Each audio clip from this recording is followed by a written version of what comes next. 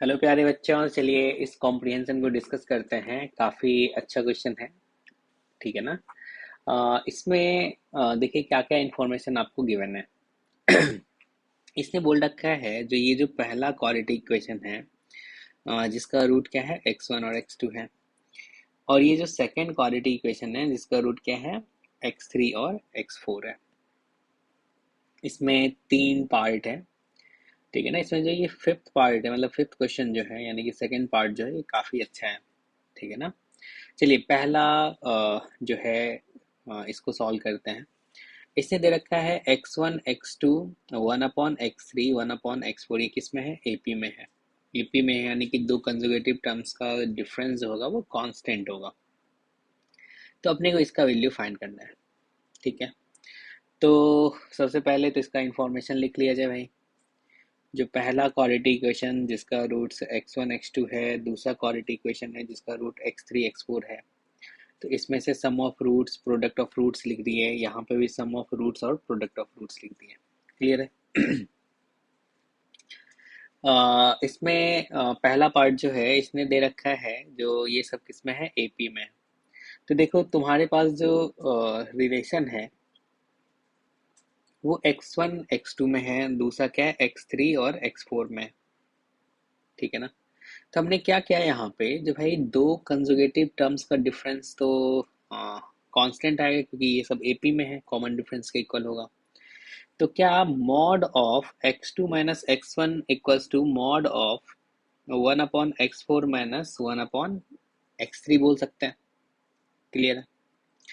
तो यहाँ पे जो राइट हैंड साइड में अगर सिंप्लीफाई करें तो ये कुछ ऐसा दिखेगा।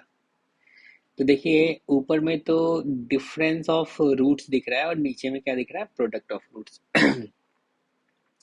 तो डिफरेंस ऑफ रूट्स किसके इक्वल होता है?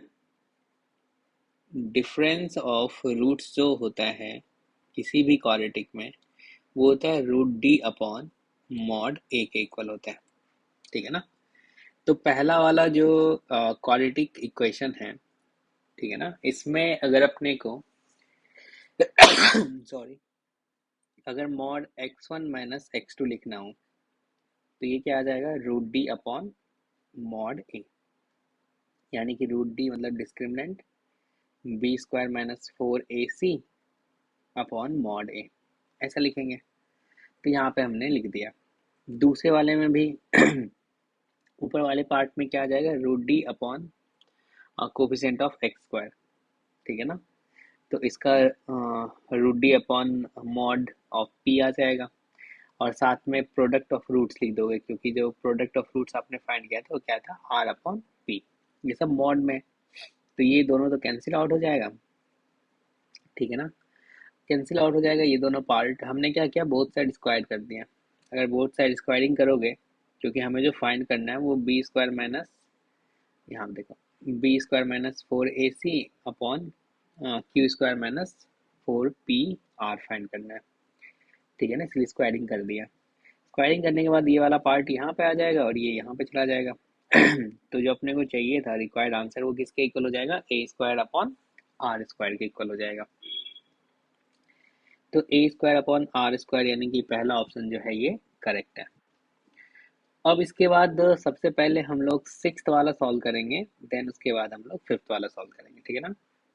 चलिए सिक्स्थ वाले में क्या क्या इंफॉर्मेशन है। सिक्स्थ वाले में बोल रखा है जो भाई x1 x2 x3 x4 जो है ये जीपी में है, ठीक है। अगर जीपी में है तो हमने जीपी मान लिया भाई। पहला टर्म ए है, ए आर है, ए आर स्क्वायर है, ए आर क्यूब है, ऐसा लिख दिया। यहाँ पे sum of roots product of roots, sum of roots product of roots. हमें चाहिए इस जीपी का कॉमन रेशियो, क्योंकि अपने को बोला ना देन इट्स कॉमन रेशियो। तो इस जीपी का कॉमन रेशियो चाहिए। तो सबसे अच्छा दिख रहा है हमें जो यार, यहाँ पे जो है ये क्या है भाई? x1 इंटू x2, और यहाँ पे क्या है? x3 into x4। मैंने इन दोनों को डिवाइड कर दिया। डिवाइड करेंगे तो राइट साइड में भी क्या आ जाएगा? ऊपर में ये r अपॉन पी और c अपॉन ए। इसको थोड़ा सा अरेंज करोगे तो कुछ ऐसा दिखेगा। इसलिए किए क्योंकि x3 को क्या लिख सकते हैं, ए आर स्क्वायर, जो कि अपन ने ऊपर में लेट किया है यहाँ पे x1 x2 x3 और x4 को। तो हमने यहाँ पे लिख दिया ए आर स्क्वायर x3 के प्लेस पे, x4 के प्लेस पे क्या हो जाएगा ए आर क्यूब, x1 के प्लेस पे ए हो जाएगा और x2 के प्लेस पे ए आर हो जाएगा। इसमें देखो ए कैंसिल आउट हो गया और आर टू द पावर 4 आ गया। तो आर टू द पावर 4 किसके इक्वल है, तो A R upon P C के इक्वल है। तो आर इक्वल टू कितना आ जाएगा, यानी कि कॉमन रेशियो जो है, जो अपने को चाहिए था, ठीक है ना, वो कितना आ गया A R upon P C to the power 1/4। चलिए देखते हैं, A R upon P C to the power 1/4, यानी कि सिक्स का जो है वो पहला ऑप्शन जो है करेक्ट है, ठीक है ना। अब चलिए फिफ्थ क्वेश्चन को एक बार अच्छे से पढ़िए, ठीक है ना। इसमें अपने को इन्फॉर्मेशन क्या दे रखा है, इतना पार्ट तो सेम है, इसने बोला जो x1 x2 x3 x4 जो है ये जीपी में है, ए बी सी ये भी जीपी में है, तो अब बताओ पी क्यू आर किस में होगा, ठीक है भाई। तो जब अगर x1 x2 x3 x4 GP में होगा तो उस जीपी का कॉमन रेशियो तो तुमने फाइंड कर रखा है, यानी इसका यूज हम लोग करेंगे, ठीक है ना, इस कॉमन रेशियो का। ठीक है ना, इस वाले पार्ट का यूज होगा। तो यहाँ पे फिफ्थ वाले में जो है, इसमें दे रखा है ए बी सी अपना किस में है, जीपी में है। अगर ये तीन नंबर जीपी में होगा तो आप बताओ क्या बोल सकते हो, बी स्क्वायर इक्वल्स टू क्या होगा, ए सी के इक्वल होगा। साथ में x1 x2 x3 x4 ये भी जीपी में दे रखा है, तो हमने ये नंबर ही मान लिया, ये काम पुराना वाला है, ठीक है ना। अब देखो इसमें हम लोग क्या करने वाले हैं, इसमें हमें कमेंट करना है किस पे, जो पी क्यू आर जो है ये किस में होगा, ठीक है ना, पी क्यू आर पे कमेंट करना है। देखो कैसे स्टेप वाइज चलें, हमने सम ऑफ रूट्स लिख दिया, प्रोडक्ट ऑफ रूट्स लिख दिया, यहाँ पे भी सम ऑफ रूट्स लिख दिया, प्रोडक्ट ऑफ रूट्स लिख दिया, ठीक है ना। और हमने क्या किया, सम ऑफ रूट्स को प्रोडक्ट ऑफ रूट से डिवाइड कर दिया। तो देखो x1 क्या है भाई, a है, x2 क्या है, ए आर है, नीचे में भी क्या आ जाएगा, a इंटू ए आर। यहाँ से अपने पास एक a तो गायब हो जाएगा, तो क्या बच जाएगा, 1+r/ar इक्वल्स टू -b/c। ठीक है, इधर भी हमने सेम काम किया, सम ऑफ रूट्स को प्रोडक्ट ऑफ रूट से डिवाइड कर दिया, ठीक है ना। तो ये भी डिवाइड हो जाएगा, तो कितना हो जाएगा, -q/r आएगा। तो x3 के प्लेस पे क्या लिख दोगे, ए आर स्क्वायर लिख दोगे, x4 के प्लेस पे क्या लिख दोगे, ए आर क्यूब लिख दोगे, ऐसे ही ये आ जाएगा, एक एक गायब हो जाएगा और तुम्हें कुछ ऐसा दिखेगा।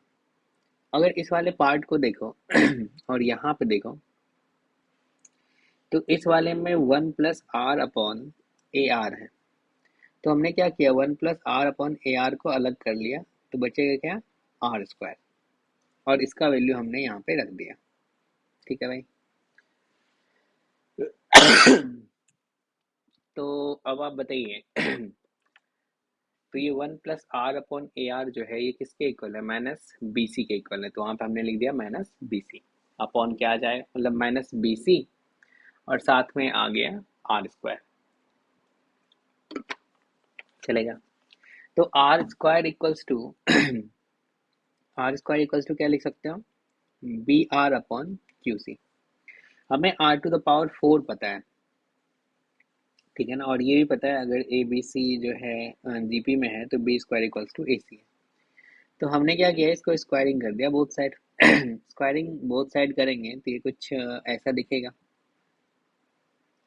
अब आर टू द पावर 4 किसके इक्वल है, A R upon P C के इक्वल है, तो हमने यहाँ पे भी लिख दिया A R upon P C. अब इसमें देखो एक आर तो गायब होगा और एक सी यहाँ से गायब होगा, ठीक है ना। तो अब ये कुछ तुम्हें ऐसा दिख रहा है, ठीक है ना। अब सोचो बी स्क्वायर इक्वल्स टू ए सी होता है, तो बी स्क्वायर और ए सी गायब हो जाएगा, तो अब अपने को क्या दिखा, जो 1 अपॉन इस वाले पार्ट में दिखा 1/p equals to R upon Q square. तो क्या बोल सकते हो, क्यू स्क्वायर इक्वल्स टू क्या होगा, पी आर होगा, तो कह सकते हो जो पी क्यू आर भी किस में आएगा, जीपी में आएगा, ठीक है ना। तो थोड़ा सा कैलकुलेटिव है, लेकिन काफ़ी अच्छा क्वेश्चन है।